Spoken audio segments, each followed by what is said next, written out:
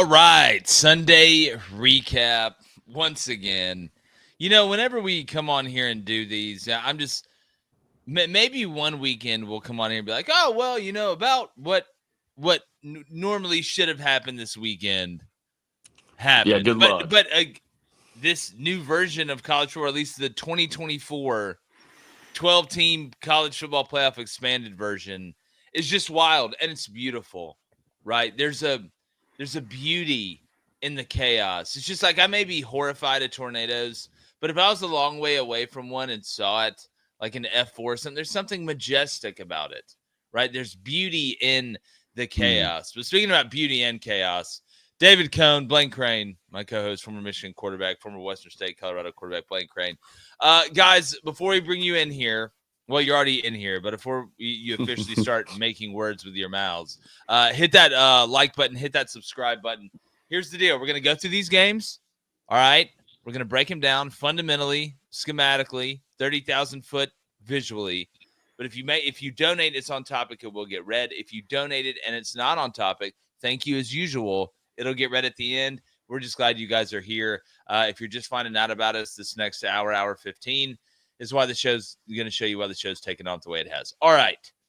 Want to get into some of these games, but first off, overall thoughts quickly. David Cohn, Michigan, almost.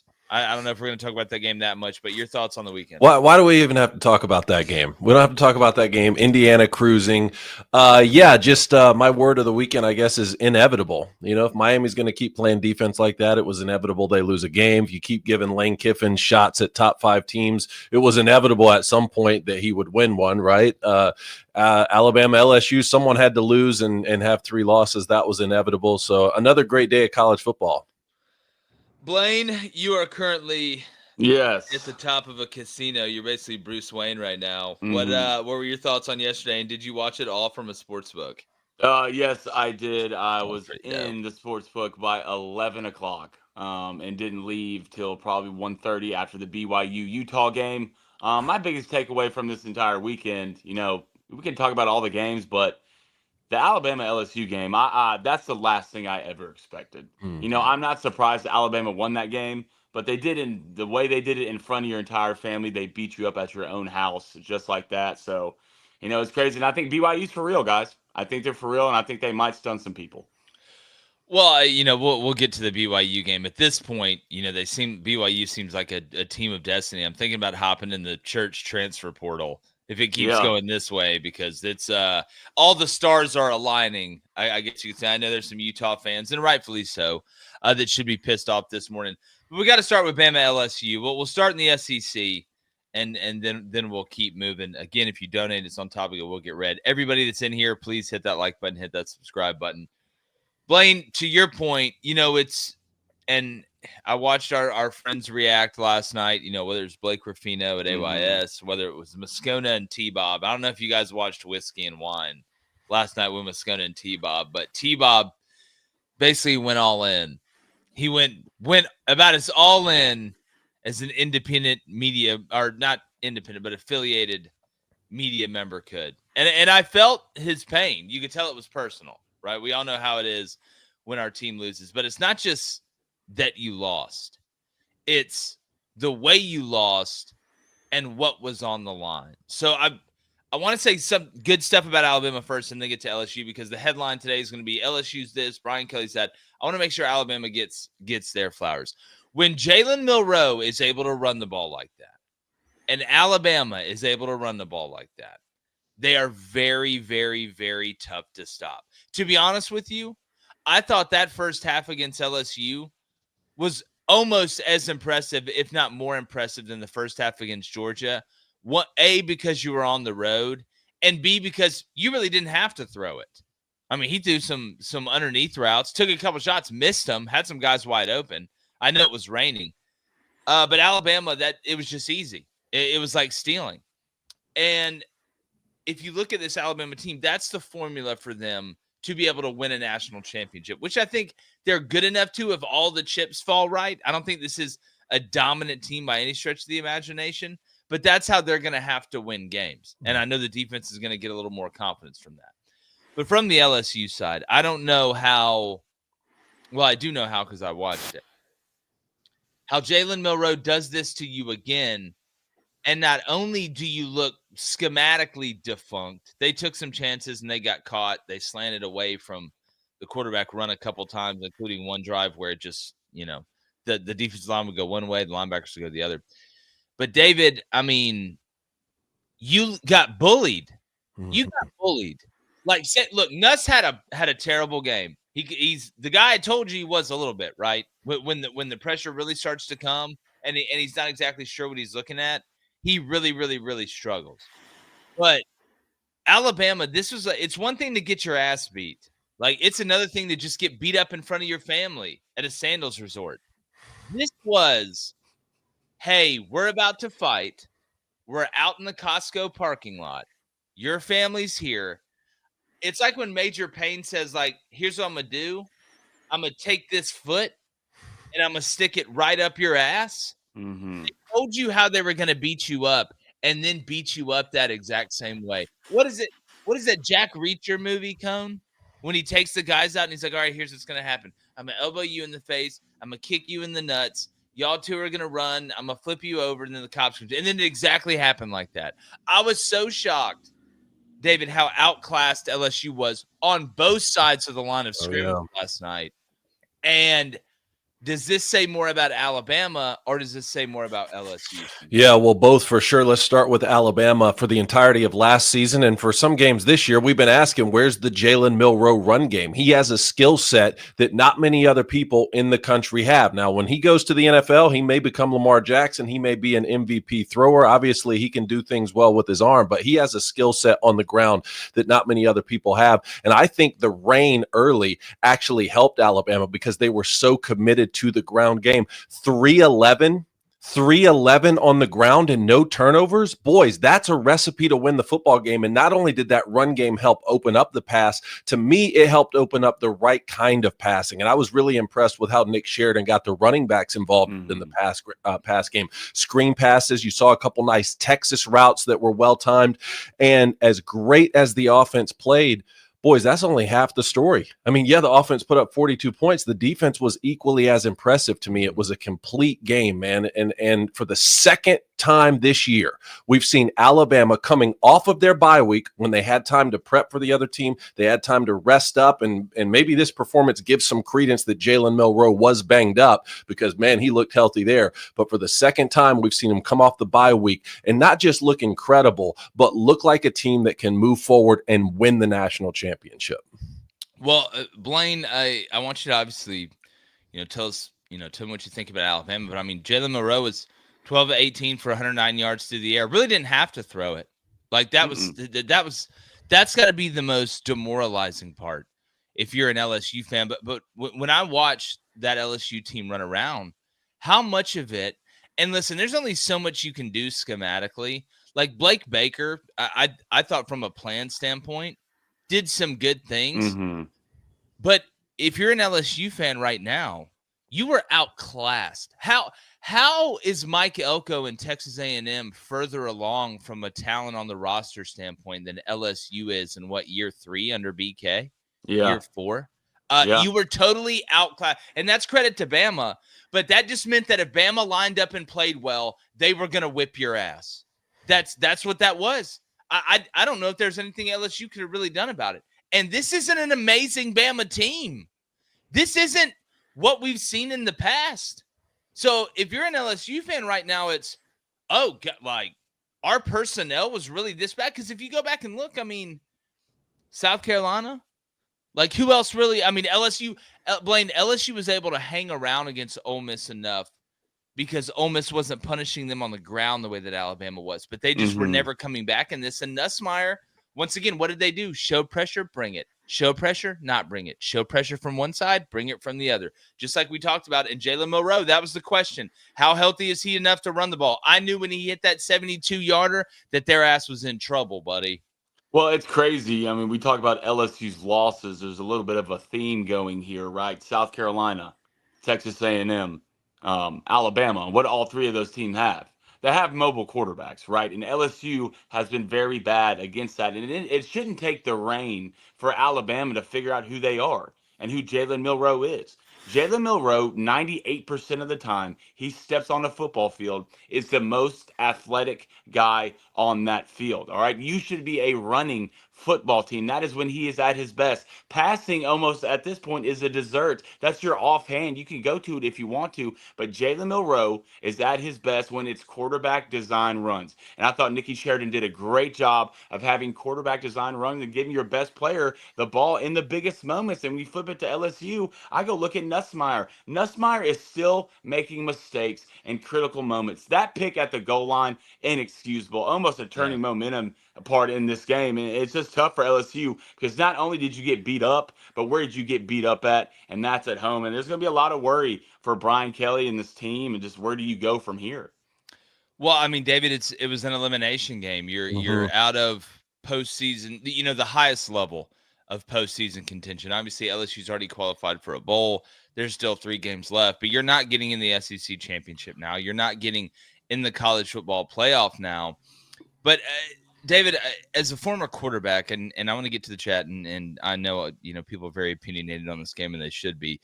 It's amazing how much of this double A gap bluff we're seeing are pre-snap pressure where teams are walking up the inside backers into gaps, but you have to have a plan for it. I mean, I go back to that drive right before halftime. I mean, Kane Womack wasn't reinventing the wheel. They weren't running a bunch of new coverages or new looks. They were just walking up, mugging that A gap, mugging other gaps, and LSU had no answer for it. Look, you always have the hot. I mean, can you just explain like what that does to a quarterback and then how you adjust to that once you realize what they're doing? Certainly the development of the RPO game the last few years in football has made defenses say, hey, we have to respond as well. So you're seeing a lot more of those bluff pressures, especially backing out in zone to be able to get into those quarterback lanes. I saw several interceptions last night against zone coverage, and Nussmeier was no different, but that's kind of who he is, right? I've always thought of the kid as a gunslinger ever since I've started seeing him step up in football games. He can make every throw in the book, but also he'll turn the football over. And we talked about this, but we said, hey, Jalen Milroe will do the same thing, right? So what gives here? What gives and what gives in the running game? Can LSU find consistent success on the ground to help Nussmeier out? But yeah, 3 turnovers to Alabama 0. That's just not a great winning strategy. And to me, this has to be the most gut-wrenching loss of Brian Kelly's tenure at LSU for a few reasons. One, you left Notre Dame. You were the winningest coach in Notre Dame history. You left to take the LSU job for this game. He actually called out Nick Saban and said, I want to go toe-to-toe with Nick Saban. I want to go toe-to-toe with the best, and then beat him in the first year. Won the SEC West, went to Atlanta. Nick Saban now retires, and the conference seems like, hey, maybe this is up for grabs now, and you're in an elimination game. Well, we say elimination game. We haven't played this 12-team experiment out before, but certainly 3 losses. I have a hard time believing any team with 3 losses is going to get in, especially with the way LSU has been looking. And, up and down throughout the year, but now you have Alabama. You're 14-0 under Brian Kelly at night games in Death Valley. You're 4-1 coming off of a bye week. Both of those things are happening. Alabama's looked very beatable. They have 2 losses themselves, and you get beat like this, 42-13. It has to be the most gut-wrenching loss for Brian Kelly and these LSU fans. Yeah, and again, you never gave yourself a chance. Nope. Like you win the toss, you defer. Alabama gets a false start penalty on first down. They run it for 1 yard on or before first downs, first and 15, backed up, run it for 1 yard, and then it was just gutting. I mean, hell, that first long touchdown run, it wasn't like the running back escaped to one side on the zone read and everybody just blew it and Jalen Milroe kept it and went around the end. Hell, he ran where the running back was supposed to go. Go back and watch that. That turned it was like duo. It was like duo with the RB lead on ISO there. I mean, it's if Alabama's able to run they won't be able to run the ball like this against many of the top dogs, but doing it the way they did it last night in Death Valley, live Tiger, non-live Tiger, I just think it's a big inflection point for Brian Kelly and where this LSU program is from a personnel standpoint.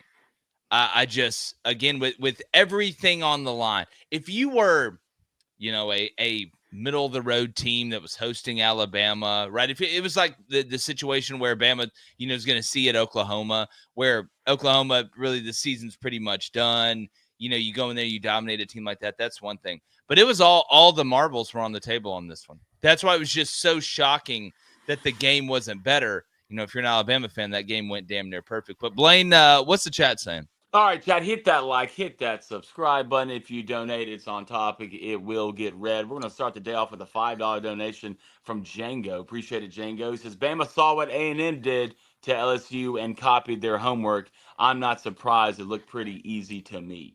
Well, and again, it's a valid point to talk about what Marcel Reed did against LSU, and you can go back and look what mobile quarterbacks have done to him. But they shut down Taylon Green, who I think's the sneakiest runner at quarterback in college football. Now we can talk about health, and I know they're kind of different runners when you look at Green and Milroe, but that there's just again, it was a combination of just getting beat physically and then mentally having to take chances and getting like that one drive where Jalen Milroe just kept the ball basically on a lead to the left. It turned into almost kind of like a mid sweep.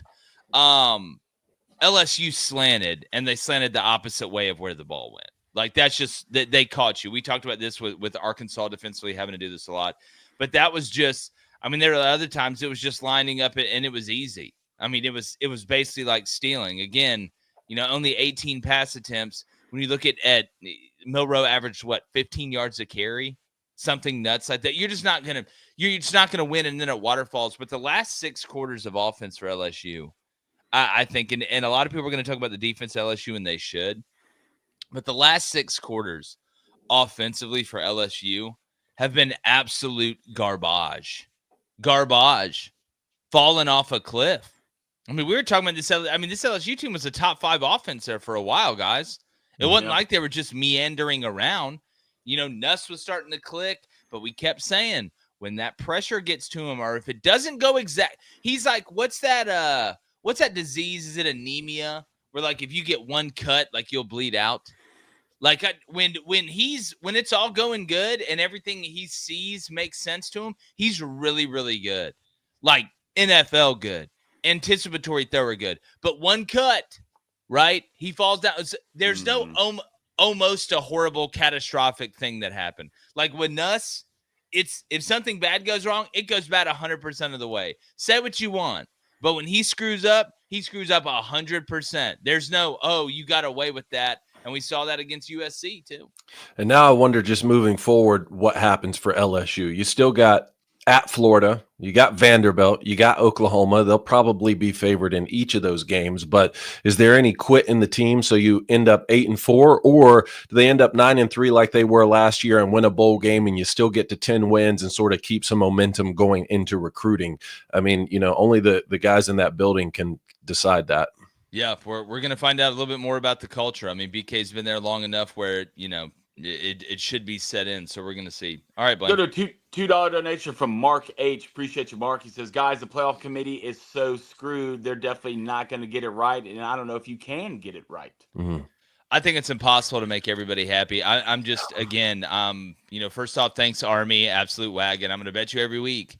I'm just, again, I'm running out this experiment. And now that, you look what Kansas did to Iowa State yesterday in the Big 12, we're going to get to BYU. You look at what happened to Miami, sitting here looking at Notre Dame. It's to me, it's those outliers. It's those bid stealers, right? And Notre Dame, yes, is a bid stealer because they're independent. I know they're a big brand. Don't get lost in the basketball talk.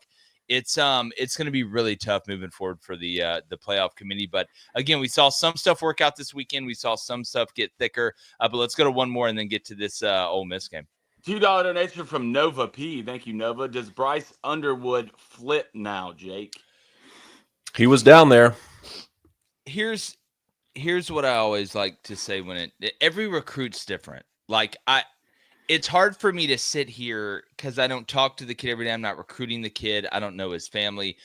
For some recruits, it doesn't matter.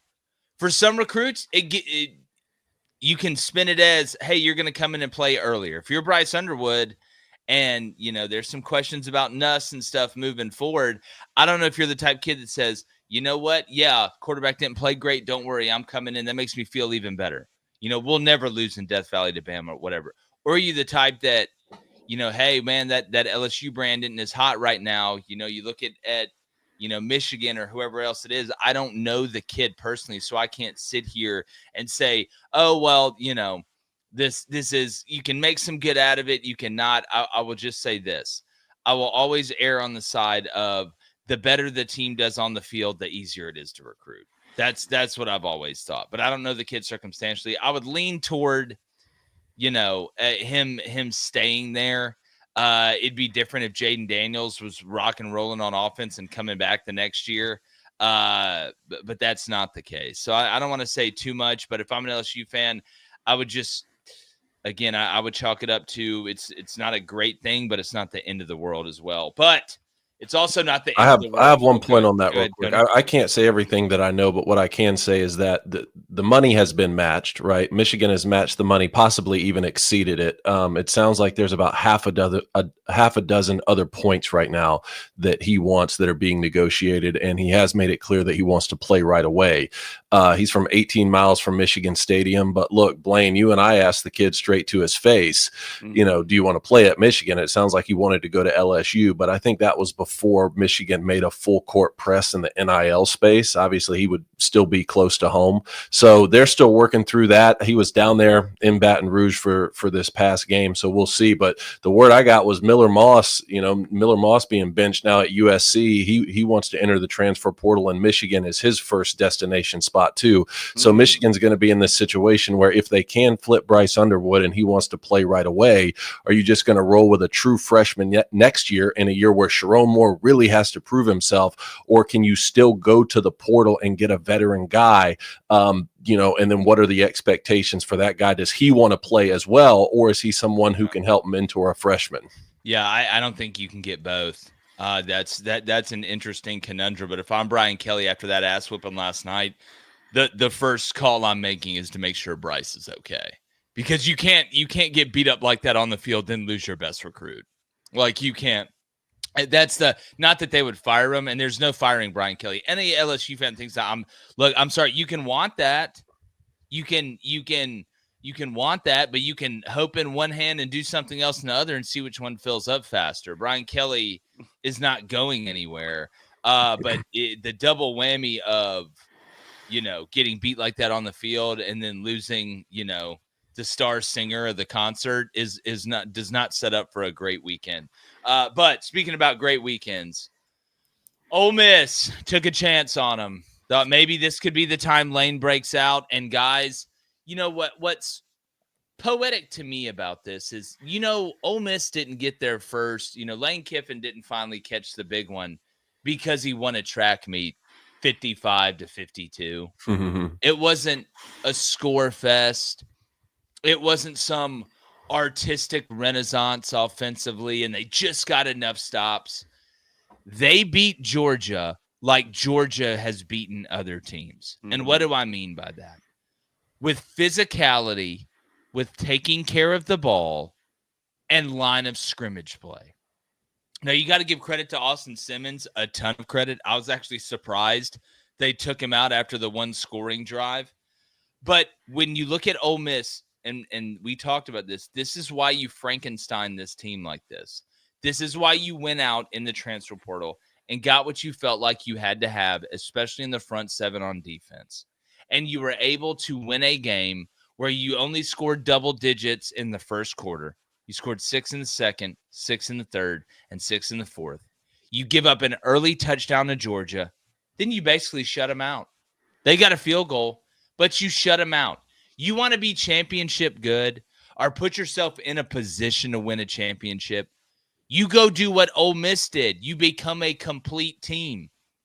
Why do you think Miami always finds themselves in these absolute struggles? Doesn't really matter the opponent, right? Because that looks like old Ole Miss. Miami looks like old Ole Miss. And this new version of Ole Miss is the best version, because we always say the best tility behind fertility is versatility. You want a chance to win in the postseason in a playoff sudden death format? You got to be able to win with offense. You got to be able to win with defense. You got to be able to win with special teams, whether it's a rock fight whether it's a track meet, it doesn't matter. And we can talk about Georgia and Carson Beck continuing to lose money, but I think Ole Miss had a plan. Lane Kiffin finally saw the light. He had been pushed around enough up front, and he said, you know what? If we got to be a little bit less sexy on offense to be more financially stable as a family, I'm good with it. And that's what they did, and that's why Ole Miss pretty much, and you can look at their schedule, pretty much locked up a playoff berth with that win yesterday, in my opinion. David? Well, you say that. Let's win out. I mean, they need to keep that win out mentality. Oh, they do, but I can say it. I think that helped them here, right? And we talked about it. Hey, they've already got their backs against the wall, so that's good. You're catching Georgia in between one of their arch rivals, Florida, and before they host Tennessee, their back's not quite as against the wall as yours is with one loss. This was a time to catch them, and you were coming off an offensive performance that was historic against Arkansas, so there's a lot of confidence. A couple things that stood out to me. One, not only did Lane Kiffin finally get that big signature win over a top 5 team, but he had to overcome adversity early to do it, right? That's what's even more impressive. Can you imagine a worse start for Ole Miss? I mean, The first 2 plays, Jackson Dart is sacked and pressured. The third play, interception. He's hurt, has to go to the locker room. Georgia goes down and scores. Now, your backup quarterback's in the game. Not only Georgia goes down and scores and goes for it on 4th and goal because they're saying even if we don't get it, your backup quarterback's about to come in and be at your own 1-yard line. So just couldn't imagine a worse start for Ole Miss. And then the backup quarterback is the one who comes in almost like the moment is, you're too young to realize the magnitude of the moment. Go down, lead Ole Miss down the field, and by the time Jackson Dart comes back in, I think you sort of dislodged yourself from the ropes a little bit, and from there it was kind of an even fight. And yeah, like Georgia just can't continue to turn the football over like this. I mean, I know we had talked about, they're averaging 3 more points per game since Carson Beck's been throwing multiple interceptions. And even though they've been turning the football over, that doesn't necessarily mean you lose the turnover battle, right? Because their defense was still creating turnovers. But they sure did yesterday. 3 turnovers to Ole Miss's 1, and it finally caught up with them. And I'm glad you pointed out the Ole Miss defense, because that's the side of the ball that was just so impressive, to not allow anybody else for Georgia to get going and say, hey, if Carson Beck struggles, let's make them pay for it. And Blaine, talked about all week, this Ole Miss team does not have to funnel resources to get pressure. They do not have to manufacture stopping the run by slanting, stunning on the defensive line, moving the front 7.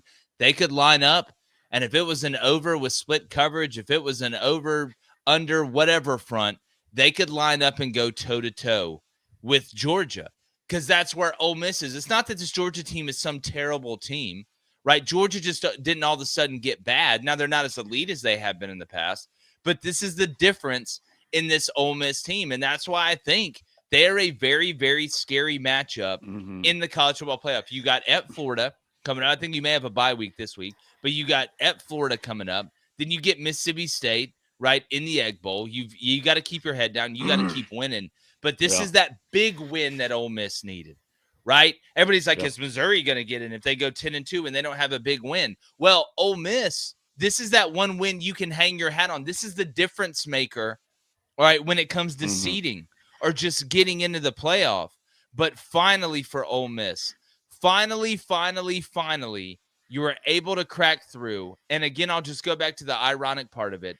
It wasn't because of some Dr. Seussed up play on offense or some tempo or pace that you just overwhelmed Georgia. By the way, did you find it again ironic or surprising that all week I told Georgia, go up tempo. What do they do the first time they get the ball in the turnover? They go up tempo and they score, then they don't go back to it. Not at all the rest of the game. Your thoughts?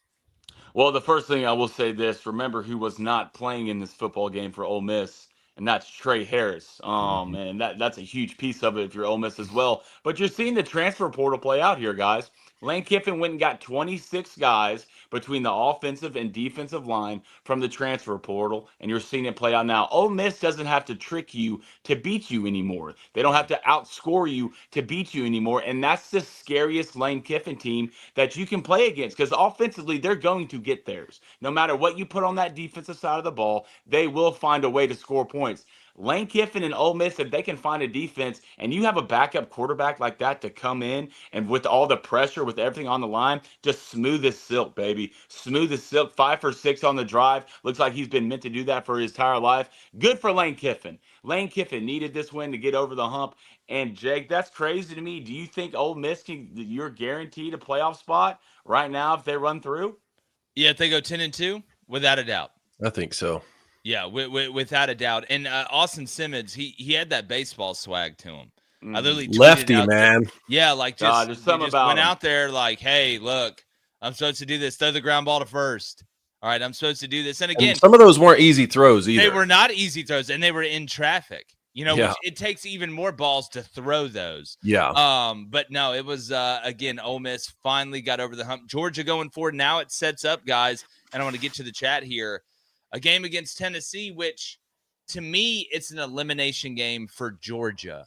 It's not an elimination game for Tennessee. Tennessee does have one loss. I think Nico's going to play. They held him out for precautionary reasons, which took some balls by Josh Heupel because that game was still somewhat in doubt. But now if you're Georgia, you can't lose another one. It's kind of the same situation that we saw with LSU and Alabama, because that third loss knocks you out. You're already pretty much out of the SEC championship. Now that third loss would knock you out of the college football playoff. Well, now they're Ole Miss. Yeah, they're Ole Miss now with they're 2 Ole losses Miss. That's exactly at home, right. playing a team with 1 loss. Yeah, that's exactly right. All right, let's get to the chat. All right, let's go to Darth. Darth, what's up, man? He said, how much money has Carson Beck lost, and do you think he is now a 3rd-round pick in the NFL draft? That's where Kuiper had him this weekend. Yeah, that sounds about right to me, guys. Which I don't put much stock where Kuiper has, guys, but he was the consensus number 1 overall pick before, and now his grade is 3rd round.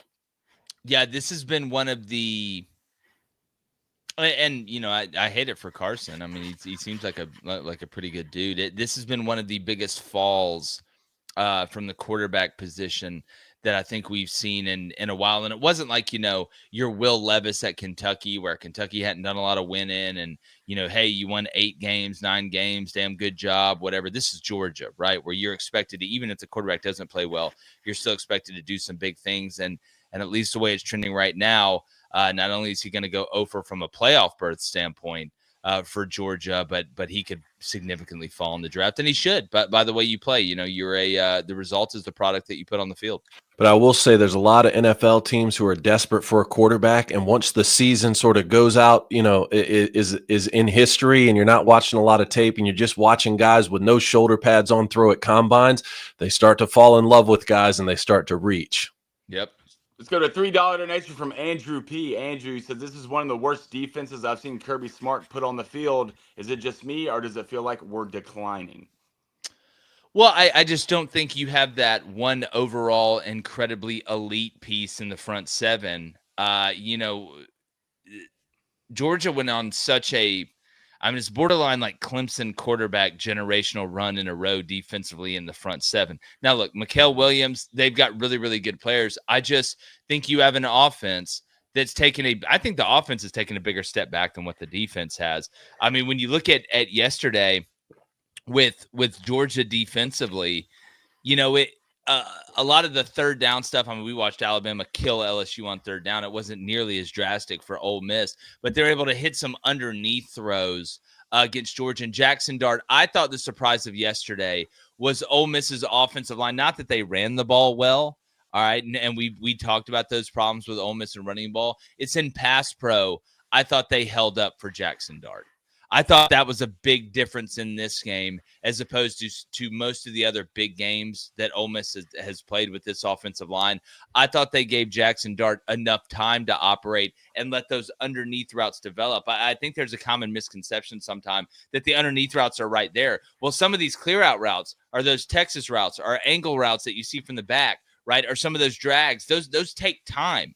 And if you give time to let that defense get cleared out, whether it's verticals that are clearing out, intermediate to third layer passing game that clears it out, that does take time. I thought Jackson Dart had a time to go read, check down, take off. That's what it felt like. And if Jackson Dart has time, right, he can take advantage of it. So I don't think it's that Georgia is a bad football team now, or that there's some huge decline that Georgia fans should be scared to death about and they're never going to have an elite team again. I just don't think they have that piece defensively. And then this offense is a not just at quarterback, is a pretty big step down from what you've had in the past. You don't have a monopoly on the line of scrimmage anymore. Let's go to Timothy Tath. What's that? He says, is it possible for Georgia that they miss Dan Lanning recruiting the D-lines? No, I just don't. I mean, Cone, you can go ahead if you want. Sometimes that guy's not there right now. Yeah. It's just, you're not going to have a generational talent every single year at that spot, or like rotating over and over and over. They're really good. Yeah. Maybe they got a guy that's on that roster that's young right now that can be that guy. But I mean, you go back and look at Nakobe Dean and Jordan Davis and just a generational run of talent. You could say, well, Dan Lanning obviously had something to do with that. Yes. But he's not the whole reason. I think sometimes it's just it is what it is. Yeah, Kirby Smart's still really, really good at recruiting defensive football players. And let's see what happens now that their back's against the wall. I told you guys it was easy for them to get up for Texas. Remember that performance when you're playing number 1 ranked Texas and they have to pull their starting quarterback Quinn Ewers out, who also was supposed to be a first-round pick. That's how good you played on defense. So now you have 2 losses. Let's see what Georgia does when their back's against the wall. They might not give up another point this season. Yeah, and again, that's what makes this all crazy. But all right, let's move on. In the chat, we're going to get back to you. Remember, if you donate, it's on topic, it will get read. Make sure you hit that like, hit that subscribe button. Blaine, I'm going to start with you. We tried to tell all the Miami fans, if you watch Crane and Company, and a lot of them understand this. We had some that would get in the chat and say, oh, well, you're just hating on Miami, or, whatever the hell. We tried to tell you. And to me, I heard the announcer say, oh, well, Miami keeps playing with their food. It's going to end up biting them. I don't think Miami's playing with their food. I just don't think they're that damn good on defense. Like everybody's like, oh, they're just going to mess around. I just don't think they're very good. No, there's no way you've watched Miami football this year and be like, damn, they're pretty good on defense. It reminds me of the LSU team back in the day. Not as good on offense, but they can put up 50 points, but they're damn sure not stopping anybody. And you got to think the way Georgia Tech beat them. Their quarterback was not healthy at all in this game, was questionable walking into even playing this football game. They just beat you up and ran it down your throat. And sooner or later, like you keep putting your hand on the stove, you're going to get burned. Go back to the Hail Mary against Virginia Tech. Or each week, Miami just seemed to scrape by because all the talent that they have on the offensive side of the football, that's not going to win you national championships. Might win you the ACC, but you're going to get into the playoffs and you're going to play a team that is damn good on both sides of the ball. And it's going to be a team effort if you want to get to where you want to be in this game. So Miami offensively, phenomenal. One of the best in the nation. I think we can all three sit here and say that. But defensively, they are a liability, and I don't think they adjust well, especially coming out of halftime, and that's coaching. Yeah, here's my thing. Georgia Tech told you what they were going to do every play. Yeah. Haynes King couldn't throw it past 8 yards. So even if he was going to throw it, it was going to be some sort of now screen or some sort of quick game. I'd have just sat in cover 2 and let the corners jump everything when he threw it. But every time the Philo kid would come in, you knew they were probably throwing it, and he couldn't move. That was it. Georgia Tech was telling you what they were going to do, and they were still able to do it about as well as they could function with the quarterbacks being hurt the way they were. And it was a matter of time. And guys, I mean, Cam Moore was 25 of 39 for 350 and 3 touchdowns. Right? Martinez had 81 yards on 15 carries, but the offense didn't just blow it out of the water incredibly. Right? And they'd been having to survive on the offense, just thriving and breaking through every drive. I mean, Georgia Tech gets the ball. They're lucky. Miami's lucky the Haynes kid went out early. He touched the ball 3 times, had 83 yards and a touchdown in the first quarter. I don't know what happened, but he looked like Christ when they handed him the ball against this Miami defense. But again, this is not surprising to anybody. It's not shocking. That's why I picked this as my dog, them and Rutgers, right? I felt like there was a good chance that not that Miami would be messing around. I think Miami was playing hard on defense. They're just really young in the back end, and there were some more injuries that happened throughout that game. And the front seven hasn't been good enough to hide the back end. But it wasn't about giving up the pass. That's not what this game was about. Georgia Tech's leading passer had 67 yards. 67 yards. But at any point in time, Georgia Tech could line up. Brent Key and Buster Faulkner, incredible run game design in this game. Incredible. Everybody gets so like, oh, look at these passes down the field. Oh, it's so sexy. Look at these combinations Steve Sarkisian's running. What happened yesterday? That was the inverse of that with the run game. That was a witchcraft and wizardry fest, right? It was a magic show. Okay? It was a Dr. Seuss book. You've been hoodwinked, bedazzled, confused. I thought the plan from Georgia Tech was perfect yesterday. It worked out perfect. But Miami is not an elite team. They're an elite offense on a good team.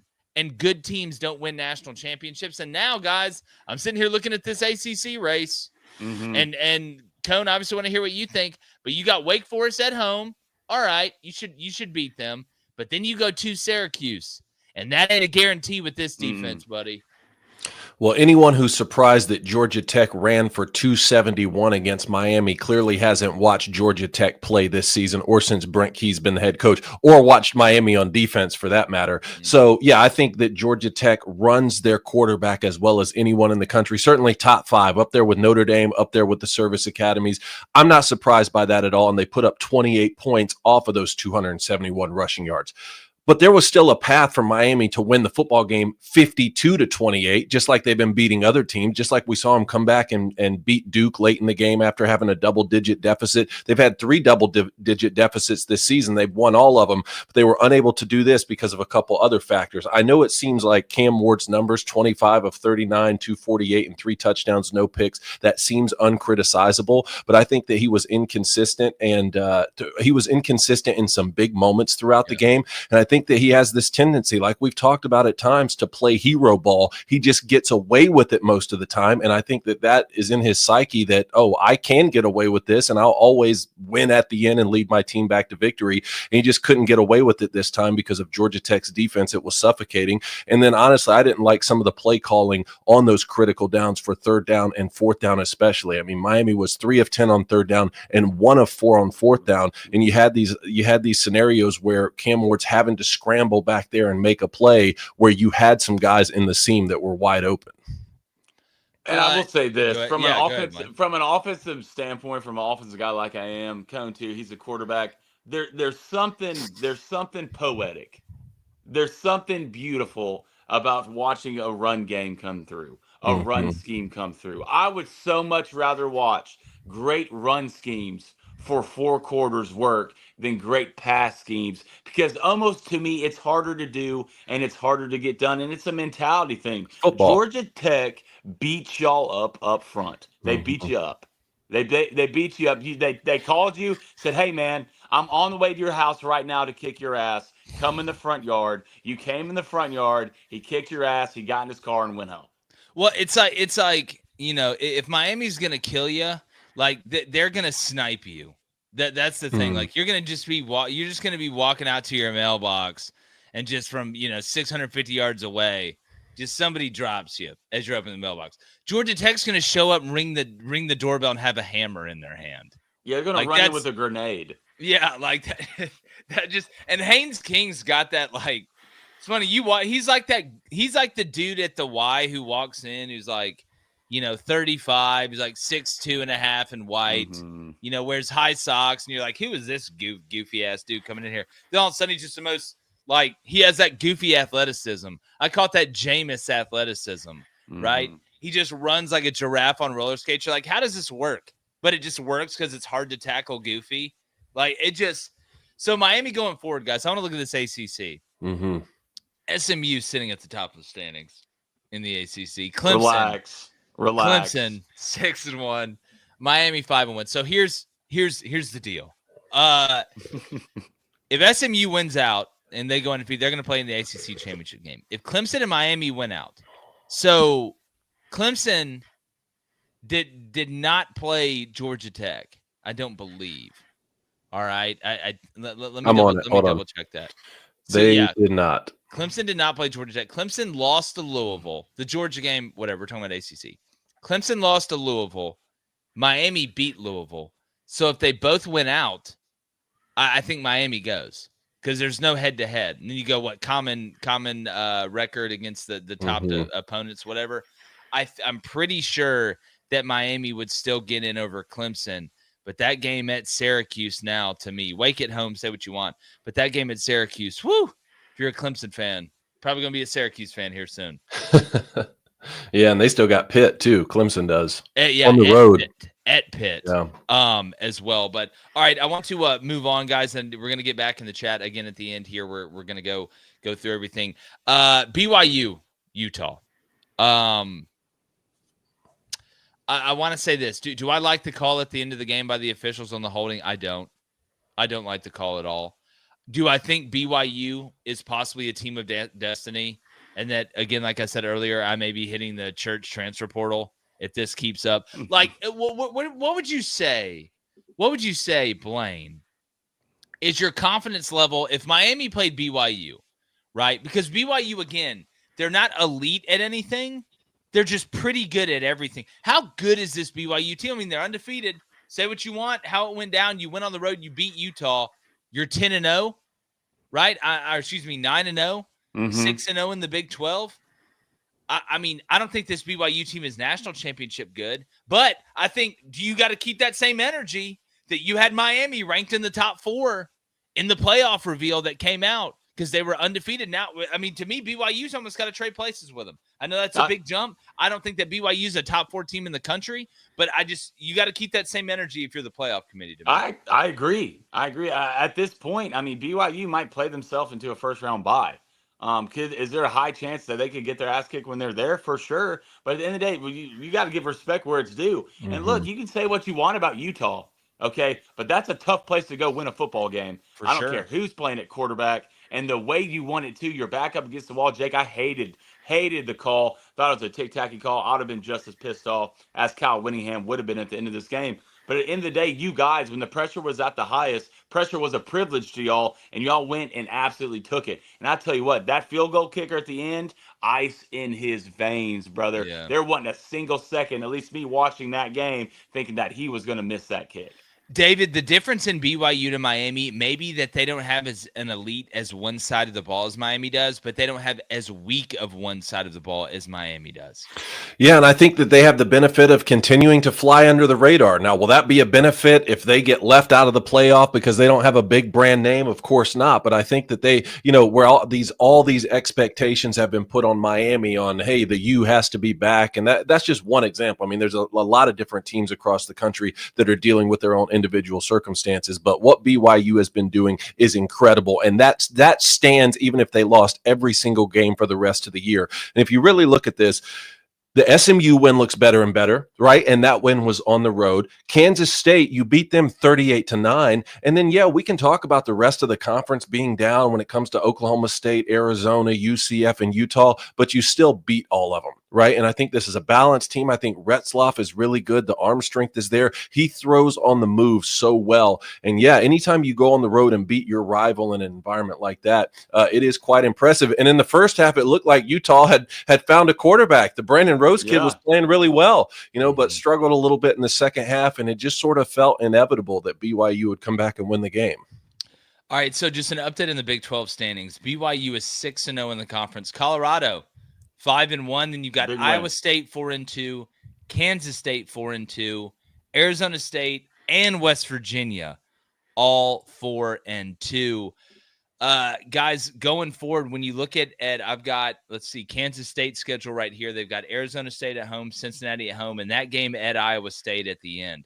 I mean, if Colorado wins out, it's BYU Colorado in this bad boy. But Colorado's got Utah at home. They go to Kansas, who just beat the shit out of Iowa State. Kansas looked like the Kansas team we thought we were going to see a little bit then, or at the beginning of the year. And then Oklahoma State at home. So if Colorado drops one, then it becomes a 3-way tie, and obviously Kansas State would have that head-to-head win over them. And then if Kansas State beats Iowa State, it looks like Kansas State would go. But boys, Arizona State sitting at 4-2 here. Mm-hmm. They've got at Kansas State, they control their own destiny a little bit. They got BYU as well and at Arizona. So the Big 12 still incredibly up for grabs. Nobody knows yet. But it's going to be fun monitoring this ACC and Big 12 and all of them down the stretch. David, before we get to the chat here and get thick with some of these other games, is there anything else, any other game? I know Michigan losing yesterday and kind of the fashion they did wasn't beautiful, but in the Big Ten, Oregon handled business. Ohio State, beat pistol whipped, the blind kid that is Purdue. What else kind of jumped out to you? Oklahoma just gave it away at the end. You got to give credit. Oklahoma is what they're calling them. Man, it's amazing. All those Oklahoma fans that were giving all of us shit before the year that said, all right, listen, it's not just because, the SEC's tough. It's that you're breaking in a new quarterback. You have a new offensive line. We know the defense is going to be pretty good. But no, we were just SEC homers. Yeah, Jake. Yeah, Now come talk to me. So one more thing on the Big 12. Yeah, if Colorado can win out, that'll keep it from getting too messy there because, like you said, BYU will play Colorado. And then, one thing on that win against Texas Tech yesterday, similar to Ole Miss, it started off really ugly for Colorado, down 13-0. I think a year ago, that sort of team with a lot of the drama on the sidelines after finding themselves in a deficit may have folded and lost that game. There was no panic in them, came back and won. That's why you're looking at them right now at 7-2. Across some of the Big Ten, Michigan, look, you kept it close against Indiana, but those really aren't the standards to me at Michigan. There's way too much talent on this football team right now to be 5-5, and I think that they're poorly coached right now. I hate to say it, but all you can do right now is don't quit on the season. Try and show up, get bowl eligible, maybe even get a bowl win and get to 7, and then while your national championship is still fresh on recruits' minds, while you're the 3-time conference champion, you need to go and press these recruits and do what we talk about a lot, Jake, which is to say, hey, you're the missing piece. You could come in and play right away because we need you. Do you see what's happening on the field? And I think that's the only thing that Sharon Moore has going for him right now, because he is going to put together a nice recruiting class. And I think you need to gut the coordinators and you need to get the absolute best offensive and defensive coordinators you can in there to coach. But all hats off to Indiana, man. What Kirk Cignetti has been doing is absolutely incredible. Yeah, and I'm interested to see Indiana going forward, Blaine. Again, you can kind of put them in that standpoint of not the best at one thing, just really good at everything. And this year, look, that's always worth its weight in gold, but I think this year especially. A couple other games, Penn State absolutely pantsed Washington. Yeah. No shocker there that Penn State won, bouncing back. I wanted to see, how that team would react after I thought they ran and hit a little bit offensively after getting up 10-0. That's why, say what you want. I know the Jackson Dart injury, you never want that, but maybe starting out bad allowed Ole Miss to not get comfortable the way that Penn State did against Ohio State. And in the long run, it ended up helping them more. I know that may be a conspiracy theory to some of y'all, and that's okay. Tennessee handles Mississippi State. Nico goes out. Dylan Sampson went out, but he came back. Josh Heupel said that Nico being held out was precautionary. But Tennessee, that was playing with their food for a while yesterday. The Van Buren kid from Mississippi State ain't bad. He's really not bad. Levy's got something cooking there, and they were able to cover again in a big game where they were just outmanned. Now 0-6 in the SEC. But if you're Tennessee, all right, you want to play in the SEC championship game? Well, you win this one. You win this next one, guys. I mean, now that LSU's lost, A&M does have Texas at the end here. So if you're Tennessee, you got Georgia on the road. Then it's UTEP, and then that Vandy game isn't what it used to be. But I'm sitting here looking at these SEC standings, guys. Tennessee 5-1, A&M 5-1, Texas 4-1. So those are Texas and Texas A&M play each other. So Tennessee wins out, you're in. You're in regardless. There's no tiebreaker. There's no this. There's no that. It would be you and the winner of Texas A&M and Texas. Blaine, what do you think? What did you think of Tennessee? Did you get to watch a decent amount of that game? I know it wasn't high on the priority list. Yeah. I watched a little bit of it. I'm going to keep the stack with everybody in here. I haven't watched a lot of Mississippi State games. I think everybody knows why. But look, at the end of the day, Tennessee, you said it, Jake. You have everything in front of you.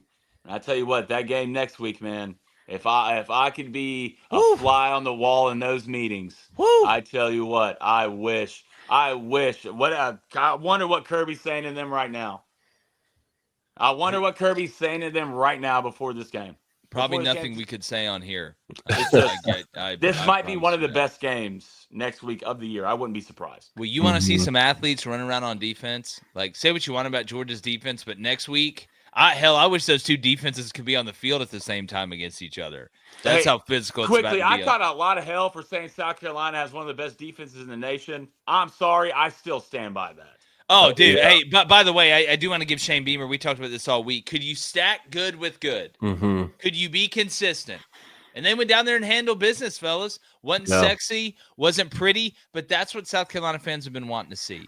Can we start making it a habit, right? And can you continue doing it, right? That's the trick now to garner this momentum. You get Missouri at home, right? Who just won. That's going to be a ranked game, so you have a chance to win. You know, you lost barely at at Alabama after getting the hell beat out of you by Ole Miss at home. All right, so you go win at Oklahoma. You beat the shit out of Texas A&M at home. You go on the road and handle Vandy by 3 scores. You get Missouri at home. Then you get to bury Wofford and drown them in a puddle of water. And then at Clemson. And Clemson, that was a nice comeback win yesterday, but they didn't look great. So I'm with you, Blaine. That front seven, we knew they were hell. I think this is about the whole team coming along too, as they continue to grow, and they're a problem. They're a problem. And get this scenario here: if Texas A&M beats Texas at the end of the year, which we've been talking about that game for a while, and if Georgia beats Tennessee at home, which is very possible, and the rest of these teams went out, you could be looking at a scenario where Missouri, Alabama, Ole Miss, Georgia, Texas, Texas A&M, Tennessee, 7 teams in the SEC alone are 10-2 or better. And they'll leave out Missouri. Yeah, Missouri will get left out, but that's still 6 teams.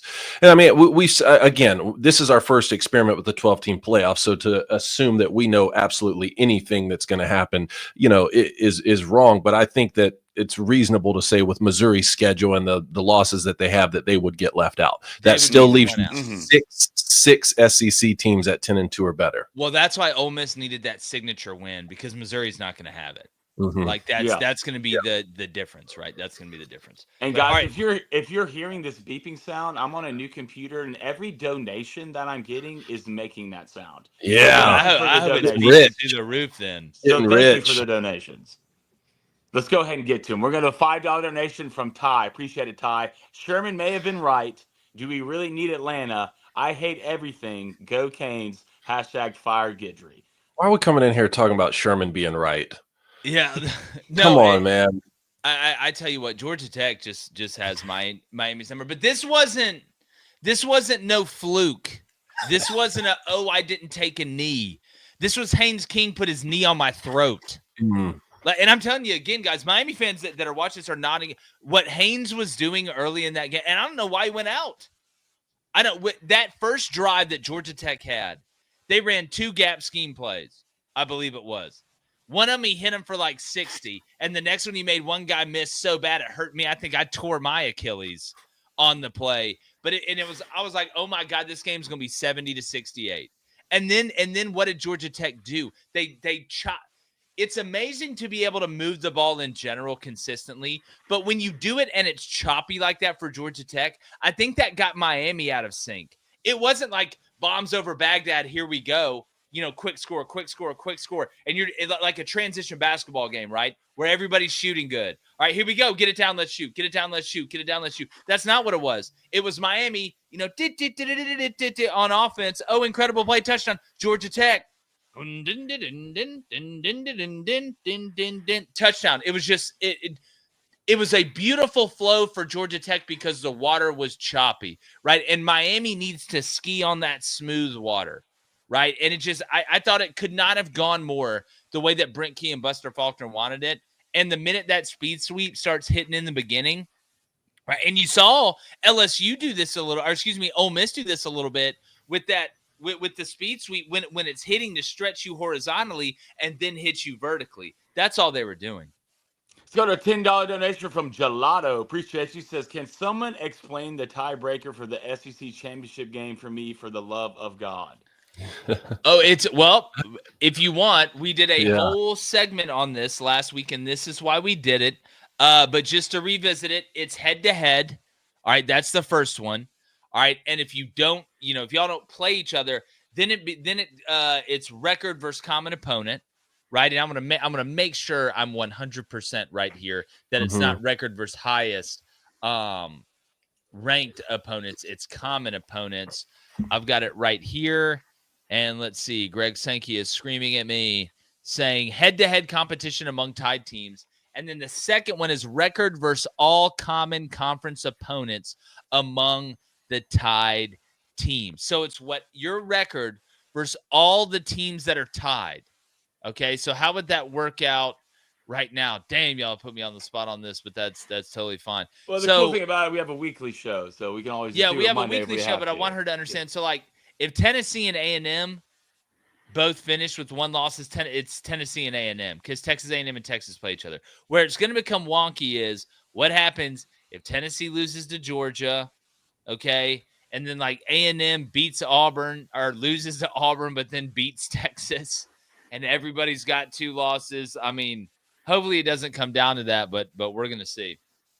All right, let's go to the drunk engineer. $5 donation. Appreciate it, brother. He says, can't stick around.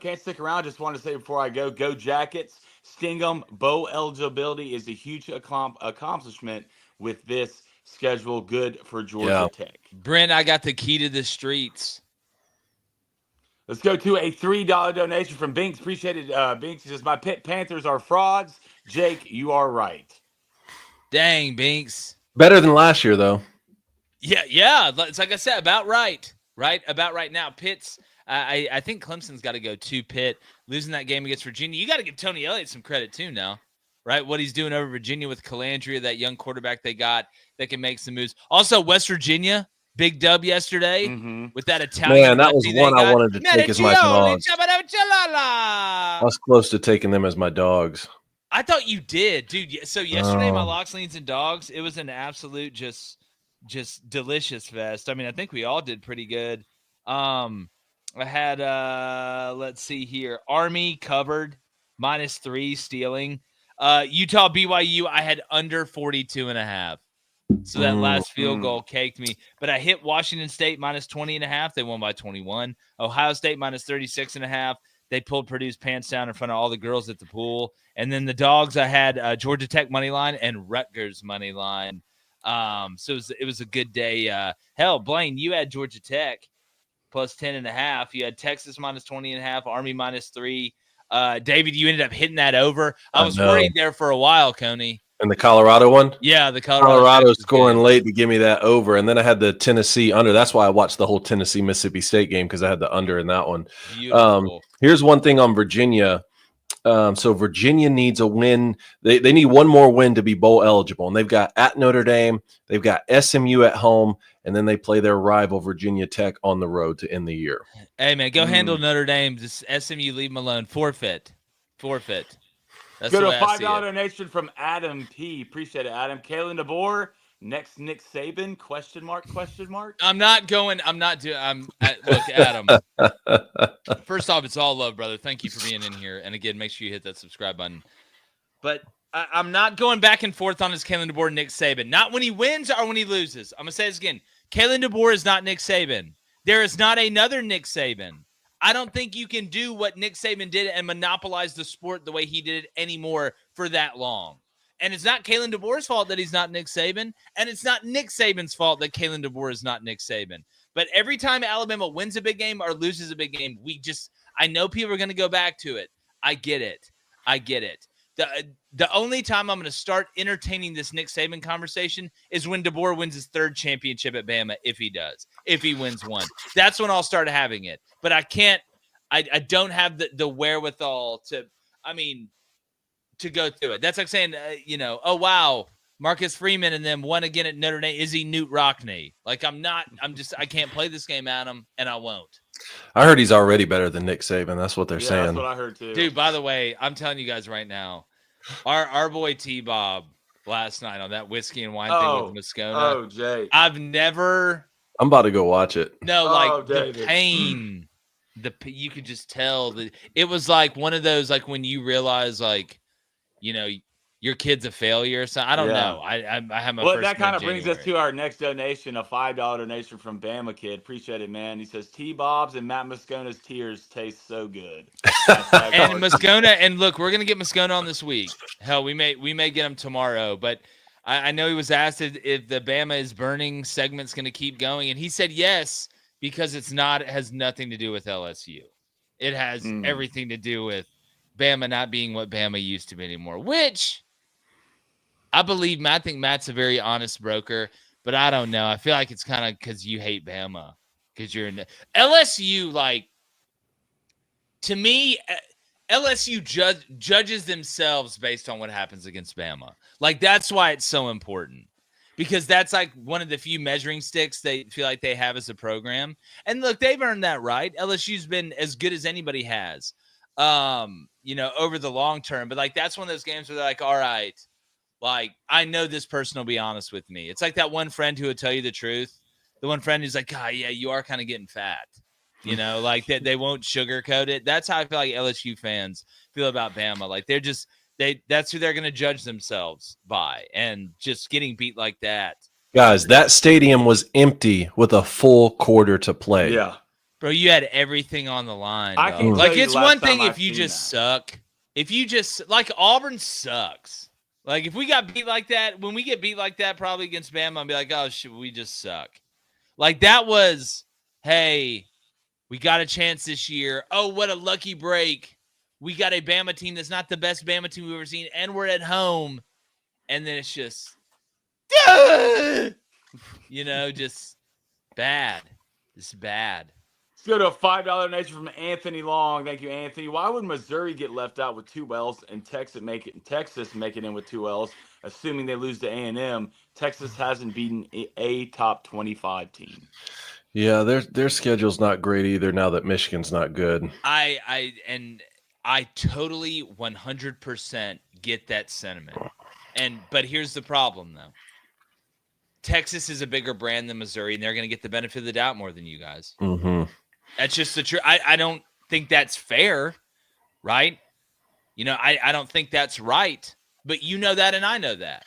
Quinn Ewers is at Texas. Brady Cook's hurt.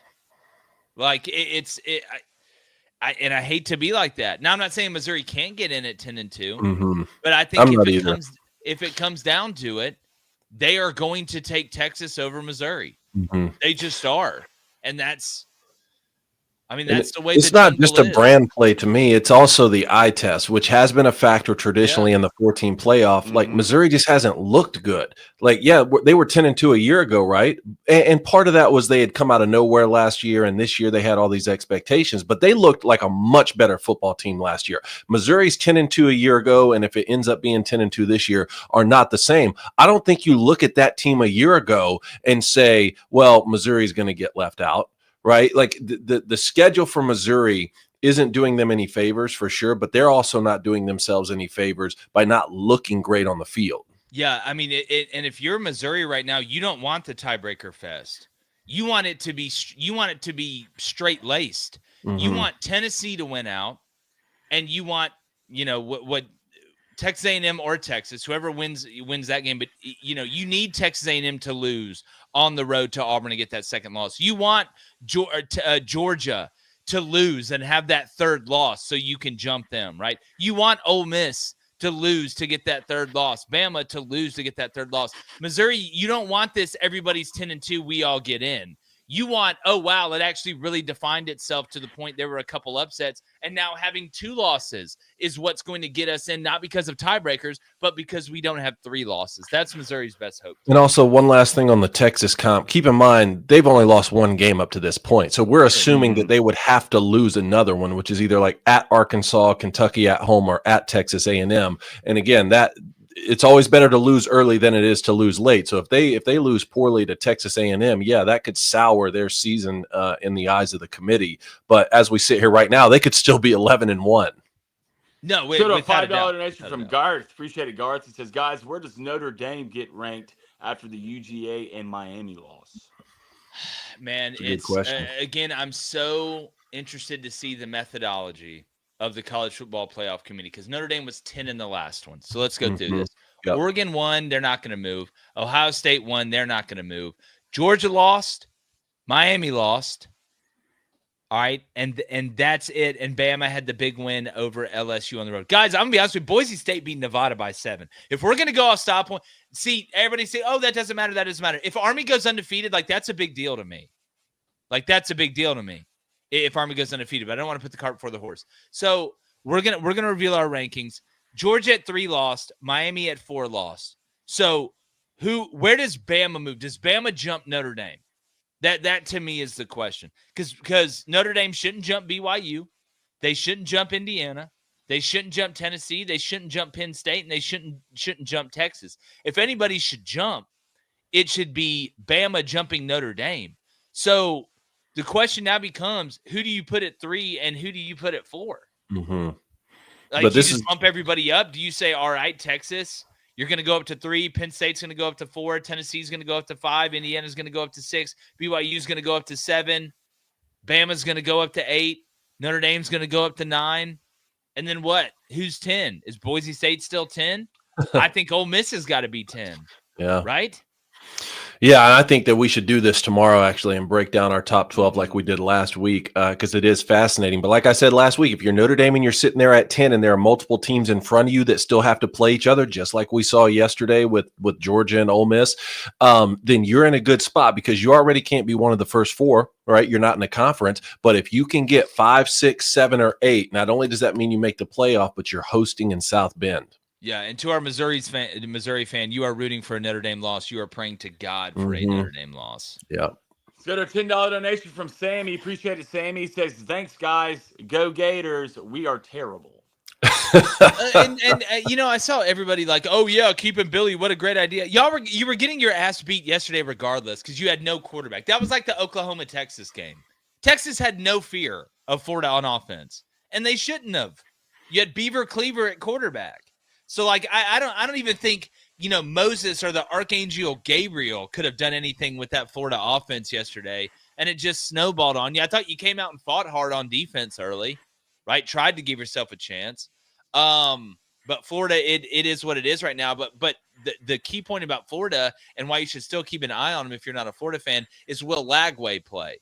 Because if you're think about it, if you're an Ole Miss fan right now, right, or you're one of these teams that has to play Florida, like, I mean, it's a big deal. So Florida, the rest of their schedule, if I can pull this up really quickly, they've got Ole Miss, or they've got LSU at home, Ole Miss at home, and at FSU. So now the LSU game, it's whatever. That could have been one of those survive and advance games for LSU, but it's not now. If you're Ole Miss, all right. Right? If you're going to take Florida on the road, is DJ Lagway going to be healthy? Because that's a totally different game if DJ Lagway is healthy. And they've shown the ability to get up even though they're out of it and play their ass off. Let's go to a $5 donation from Justin. Still trying to take a chunk out of these donations, guys. Good morning, fellas. What are the keys to Army beating Notre Dame? Still got a couple weeks, man, but I mean it's just playing your game. It's can the passing game come through enough? Because not only for Army to score, but to keep them on the field. Because I don't think Army can consistently stop Notre Dame with the way they're playing now. Like, you go back and look at the Navy Notre Dame game. What did Navy do? They turned the ball over. That you can't – Army's got to play really, really well, and Notre Dame's got to just play okay. Like, Army can't turn the ball over, and they haven't. That's where I think that older leadership, right, having Bryson at quarterback, right, and being an older team, where nobody that's below a sophomore is playing. That's where giving yourself a chance at the end, and that's all Army can ask for. That's why I already like the under. I don't care what it is. Yeah, here's one way to do it. This was a drive yesterday from Army. 21 plays, 94 yards, 13 minutes, and 54 seconds. Yeah, Army's going to be able to run it okay against Notre Dame, but I don't think they're going to be able to sit on it like that. This is why you made that evolution into having somewhat of a passing game now. This is why you did it, to be able to make that next step, maybe if the dive's not working on the triple option. So Army's got to play their game, and they got to catch a couple breaks, but I think they can do it. $5 donation from the Bluff. Appreciate you, man. He says, Colorado is slowly turning into a problem, fellas, a problem. I mean, they are. They just keep winning. They just keep winning. It isn't pretty. I don't think there's not an elite team in the Big 12. There's not. But hey, got to play the games, and you are, what your conference is. And Colorado's in the hunt still. Big road win against Joey McGuire and Texas Tech, who was coming off a big win. So, I mean, say what you want about Colorado. You can not like Prime. You can like Prime. You can think the Big 12 isn't very good. All that's fine. All they're doing is sitting over there winning football games. I didn't see it. I didn't see 7. Hell no. Let's go to a $5 donation from Rebecca. Thank you, Rebecca. Who is at the top of y'all's Heisman list right now? Really enjoy y'all's show. Thank you, Rebecca. Thank you. How much, David, how much does Cam Ward get hurt on this? Man, a little bit, but he still threw for what, 353 touchdowns, no picks. I think that he can make up for it just because he's putting together the same type of numbers that we've seen the last four quarterbacks have. They put the graphic up yesterday. So the fact that he didn't play terrible in a loss, I think bodes well for him. I think Dylan Gabriel is still right there. He has to play well at the end of the year. Ashton Gentry, over 200 yards and 3 touchdowns yesterday. He's not going to catch Barry Sanders' record. I was doing some math yesterday. He still needs to go for like 200 yards in the last 3 games just to even get up in those Derrick Henry numbers, but I still think he's right there.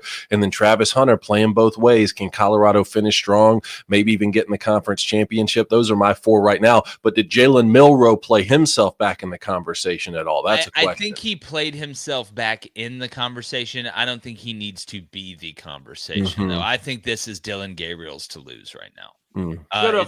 It's Dylan Gabriel's to lose. Go ahead. Let's go to a $5 donation from Mo. Appreciate it, Mo. So satisfying to watch Milroe running through LSU, but I still hate the end zone celebrations. It just feels wrong. RTR.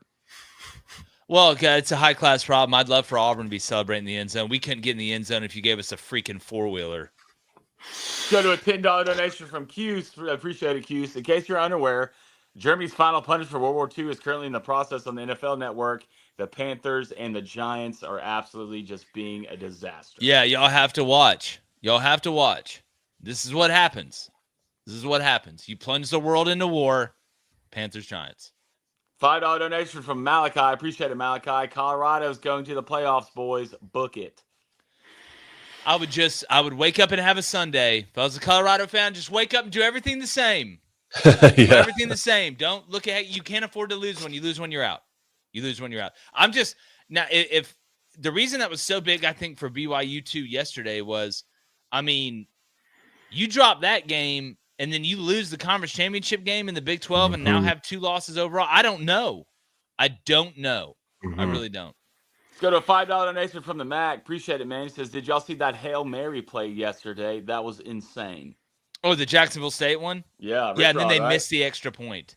They catch a Hail Mary to tie the game as time expires at 37. Then miss the extra point, but still win in overtime. You want to talk about, look, this is a special teams guy. I'll let a couple extra points slide. Something happens, bad snap, bad hold, food poisoning, right? Pulled your groin, whatever. You miss that extra point, I can never trust you again.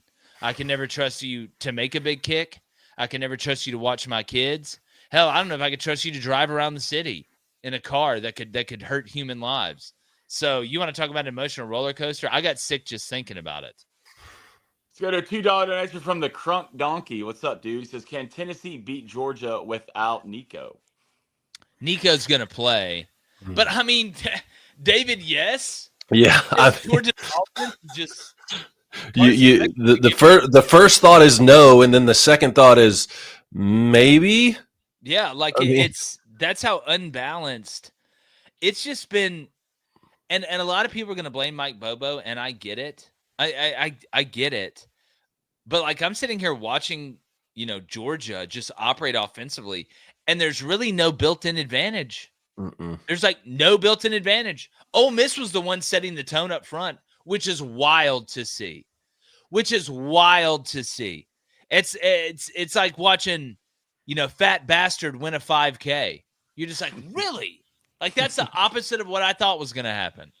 And right? Tennessee's going to be able to do that against you too. Yeah, and here's what Tennessee's going to do. Downset Dylan Sampson. Here we go. Feed him. It's just, will they take any chances on offense in the passing game? But Nico's going to play. All right, I'm going to run through these. $2 donation from Ant. Appreciate it, Ant. Jake, Auburn is now officially a basketball school. Oh. You guys beat Houston yesterday? Dear Bruce. Yeah. Thanks for coming on in. Yeah, it felt good to feel something again. And we didn't blow it at the end. The Pettiford kid at point. Aiden Holloway? Yeah, boring. You can have that. Let's go to a $3 donation from the Rebel. It says, who needs Jackson Dart? Give me the backup anyways. That's what, if I'm an Ole Miss fan, all of a sudden, some of the questions, what needs to happen after the year. And listen, it's one drive. I get it. But the balls it takes to come in that season on the line, right? Program on the line. You've been building for this moment. Jackson Dart, first drive, ankle, pick. Austin, get in there, lefty. Serve, touchdown. I thought it was ballsy for them to put Jackson Dart back in the game. I was like, who's this little witch lefty they got? He's got that baseball swag. It's a real thing. $17.75 donation from Sasha. She says, happy birthday to the Marines. Yes. Happy birthday, Marines. Yes. The few, the proud. Let's go to a $5 donation from Mr. RTR. Appreciate it, brother. He says, Jalen Milroe right now is leading the Heisman in my book, and there's something about Womack in that vest. When he wears it, that defense shows up. Well, listen, I mean, you cast your Heisman vote for whoever you want. I just think it's Dylan Gabriel's to lose right now. But, yeah, the vest always goes hard.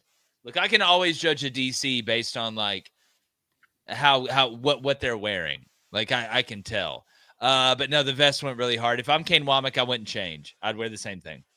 All right, $3 donation from Chris Sleek 2. I wonder if that's really Chris Sleek. Billy Napier is secure this year. How many wins does he have to win next year to keep his job? 19. At least 8. Did you say 19? Yeah, or 20. Yeah, I would say at least 8, and it better be the right 8. It needs to be a renaissance year. Somebody needs to invent the light bulb in Florida next year. Is that a renaissance year for Florida, though? I mean, if you have 3 straight losing seasons, which this one's not in the books, but it could be, and then you follow it up with a 4th that's 8 wins. If it's it better be the right 8. It better involve. I mean, look at their schedule next year. Some of the top. But in all, actually, it needs to be a rediscovery of Florida next year. There needs to be parades, flowers being thrown.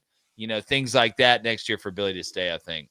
And plus, he just doesn't need to, like, text any chicks on campus or whatever, apparently, allegedly.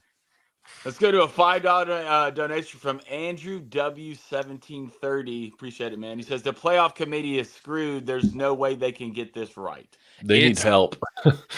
All right, I'll do it. They need help this week or the next couple weeks, I mean. I'll do it. I'll do it. It's, again, let's let it.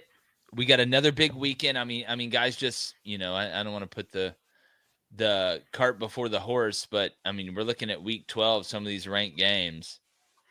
I mean, you got nothing, LSU at Florida, none.